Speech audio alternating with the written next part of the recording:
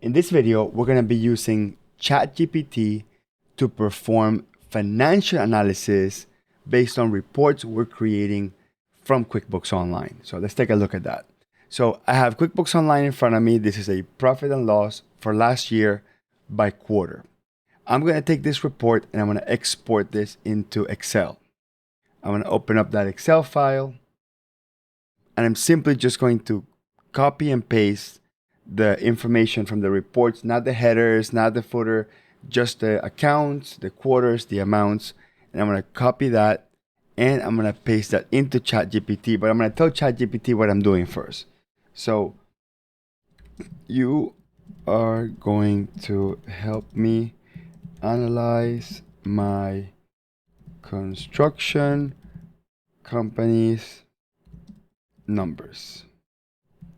Press enter. So it says sure. Okay, there we go. So I'm going to copy and paste that into it. And I'm just going to say, I'm not even going to tell it what it is. I'm just going to copy and paste and it should start doing the analysis. Now I'm going to stop it for a second because it just went on and started doing the analysis. I'm going to tell it specifically what I want. Let me zoom in a little bit. Okay, like that. I'm going to say, first, talk to me about my profit margins. So I'm just going to go step by step and have it give me different pieces of information. So now it's going to start telling me information about my profit margins. So it's calculating the profit margins for each quarter. Okay, it's telling me how it's calculating the numbers, actually breaking it down for me. And then it's giving me sort of an overall analysis. Okay, good. Let's just say, take the whole year and compare the expenses versus industry average. Okay, now it's going to say, based on data from SageWorks, whatever that is, I guess it's a company that collects data, we're going to do an analysis. So it says that SageWorks says that the average net profit for a construction company is 7.9%, which is slightly higher than mine, which was 6.22%. Okay, so worth noting that, things vary. Okay, good. In terms of expenses, it's breaking down what my largest company expenses are. And then it says, okay, this is kind of difficult to compare. Okay, that's fine. Let's talk about gross profit margin. Okay, let's see what it tells me about gross profit margin. Okay, so it's giving me some information about it. And it's telling me how it's calculated. Oh, wait. Yeah, I guess that's fine. It's calculating it. Okay, and it says my gross profit margin is 25.10 for the year. And then it's actually telling me here that that the average, that during Q2 and Q3 it was positive, but then Q1 and Q2 was negative. Okay, so let's see if I can, let me see, is that the same information that it gave me before? No, it was different information. Okay, yeah, it did give me this information before, but in terms of net, now it's telling me the information in terms of gross. Okay, so is 25% good? Okay, let's just ask them that. And then it says, in general, it's considered to be a good profit margin for most industries, including construction. However, it's important to note, blah, blah, blah. Okay, good. Okay, so far, so good. How can I improve my profit margin? Okay, let's see what it says.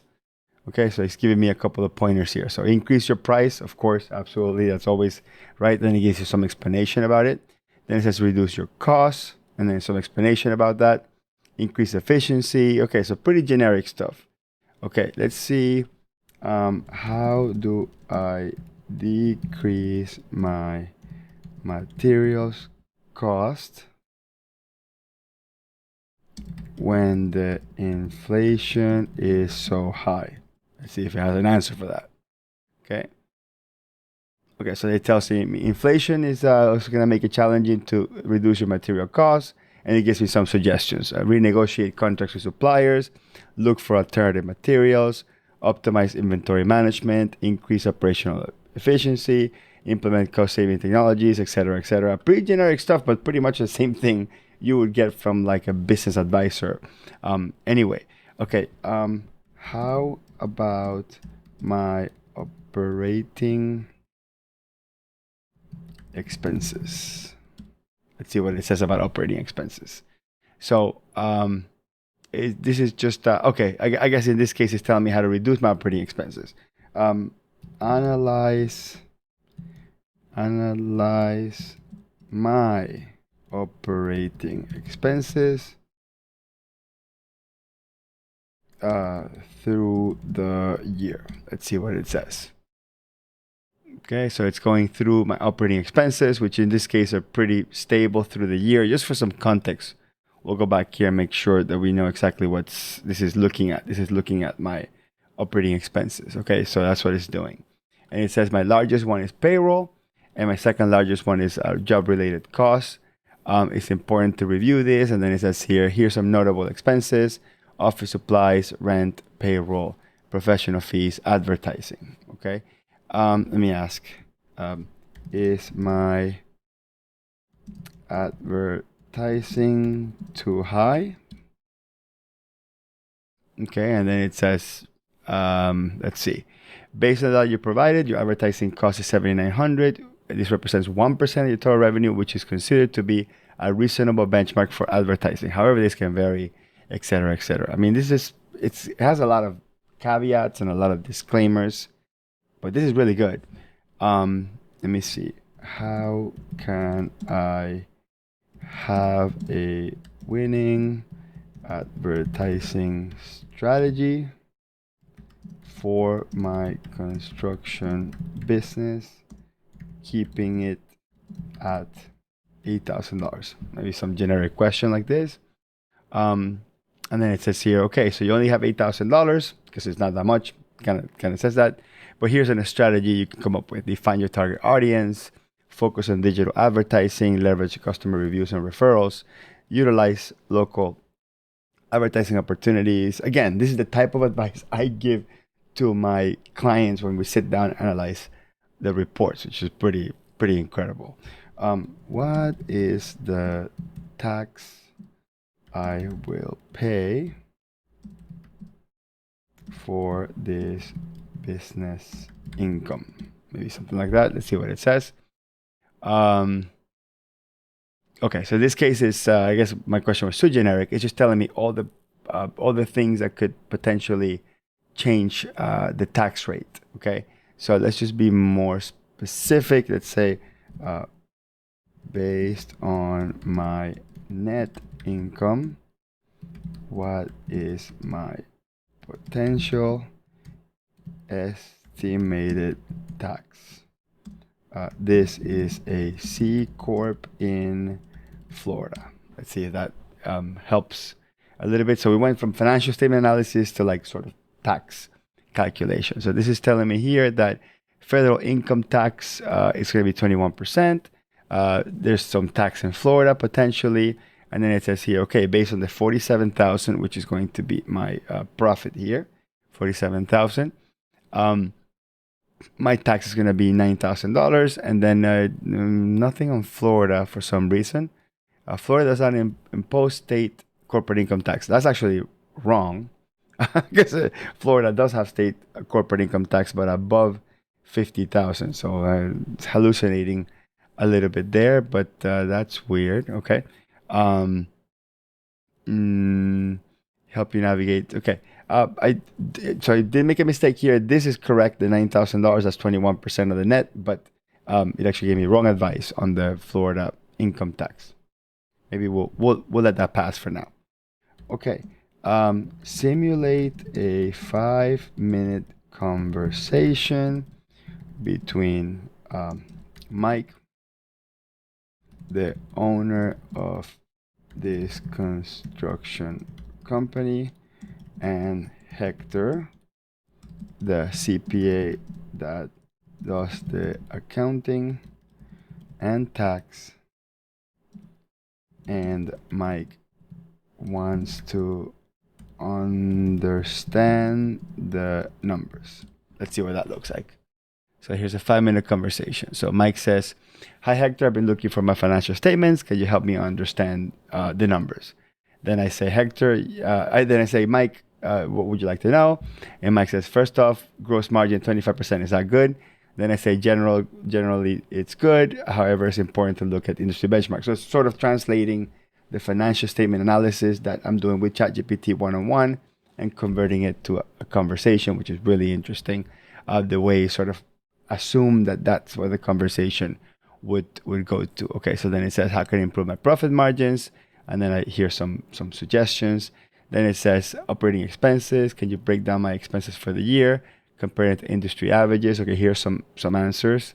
Then the conversation about advertising. Then the conversation about tax. Okay, so basically took the context of all the questions I asked and then it simulated a conversation. Okay, let me put here, not considering the past discussion, what questions do you think Mike, as an average semi-ignorant person to the numbers, will be asking Hector? Let's see if that's a good question to ask. Okay, so based on my experience working with business owners, here's some questions that Mike, an average semi-ignorant person to the numbers, might ask Hector. Okay, what is the company's revenue? How does it compare to industry averages? What are my business expenses?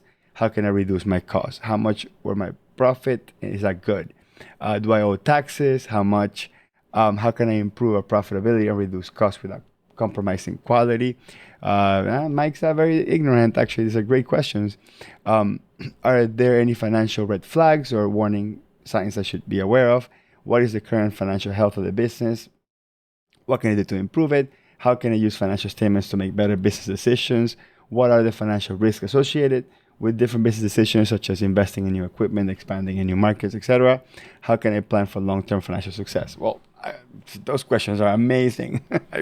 I wish all my clients proactively ask questions like that, and they do. A lot of them do, but that's just an amazing list of questions. Let's ask ChatGPT to write a quick answer to each one and make it into like an FAQ that I will enclose as an addendum to the financial reports. Let's see what that looks like. Okay, so basically this is pretty much building the frequently asked questions for me proactively. What is my company's revenue? And then some understanding here, and then here's the answer. In this case, it gave me sort of generic answers. So I'm going to stop here for a second and say, yes, that's good, but please incorporate the actual numbers into the answers. Okay, let's see what that looks like. Okay, there we go. So pretty much the same questions and answers, but in this case, it's actually including numbers for each one. So the explanation of the question and including the numbers. So it's just making the experience totally personalized. So why am I doing this? What does this mean? Anyway, so the point I'm trying to make here is that when, as an accountant, okay, when I give my client a profit and loss report or a balance sheet report, typically they come back with questions. And as a CPA, I have answers to most of the questions, especially the questions are about the numbers, especially if I prepared the financial statements because I did the accounting or the bookkeeping or whatever.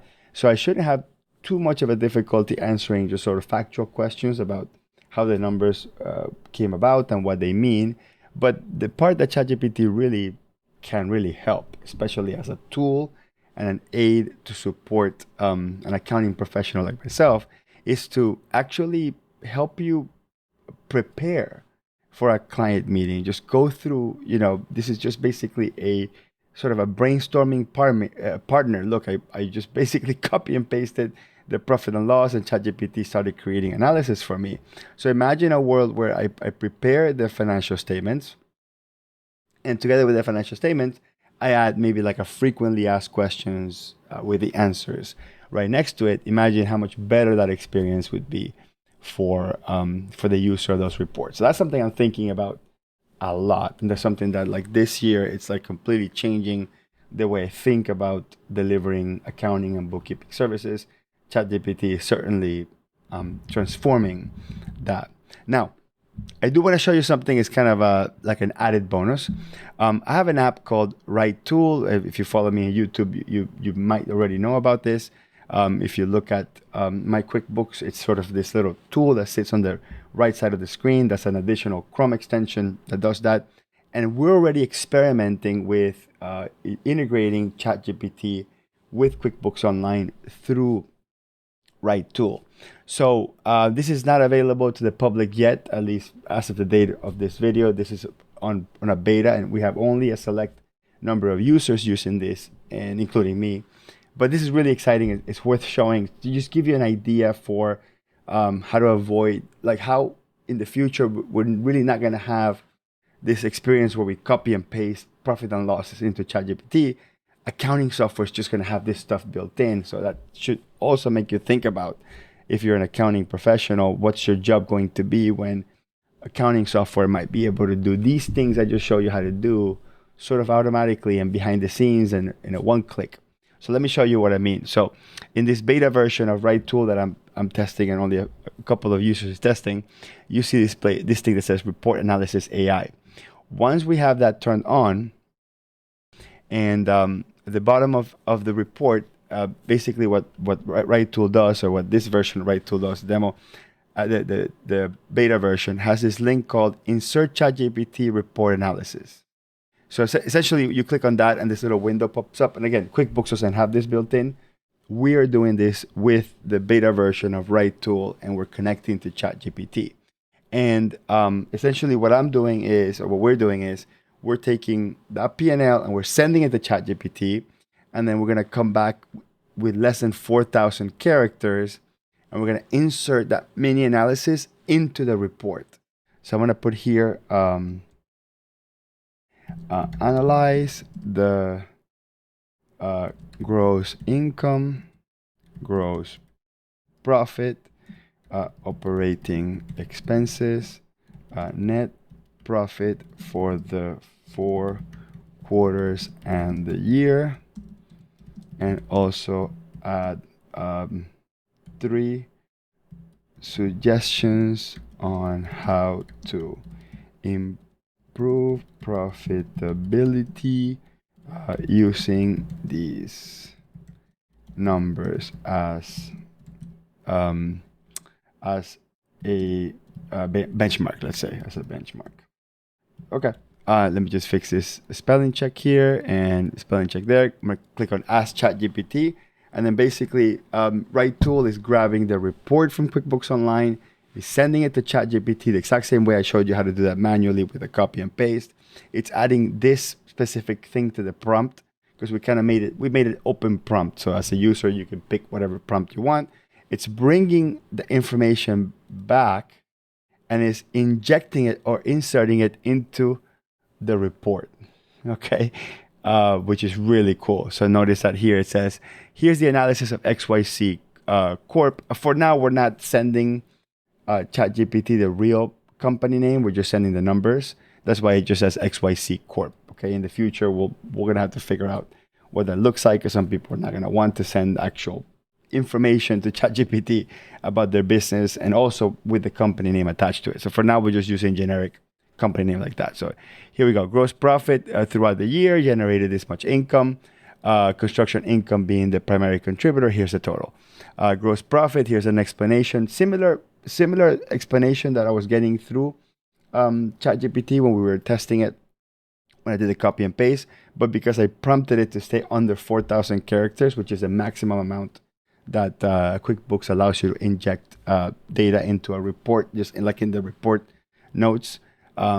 It makes it more succinct. They say here's operating expenses, kind of breaking down the biggest expenses, and here's the net profit. And then here's suggestions to improve profitability, exactly what I told it to do. And it's all built into the report. So then when I export this report into PDF, notice how cool this is.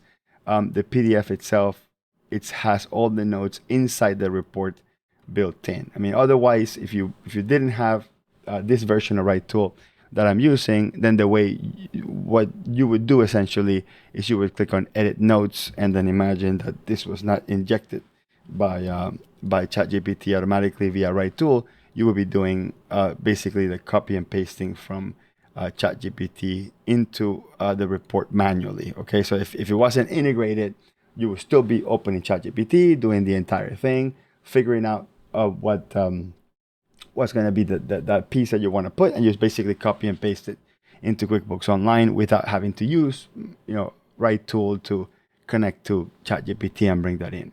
So I just wanted to showcase that because we're very excited about that, and we're experimenting other ways that QuickBooks Online should be talking to ChatGPT to enhance the entire experience, and we're doing it through this RightTool, and probably by summer of 2023 we're going to have a cohesive set of tools that allows QuickBooks Online to talk to ChatGPT, and who knows if we will be faster than QuickBooks and Intuit themselves to build some sort of ChatGPT integration. I'm sure if they do it, they're probably, they have a lot more resources than us.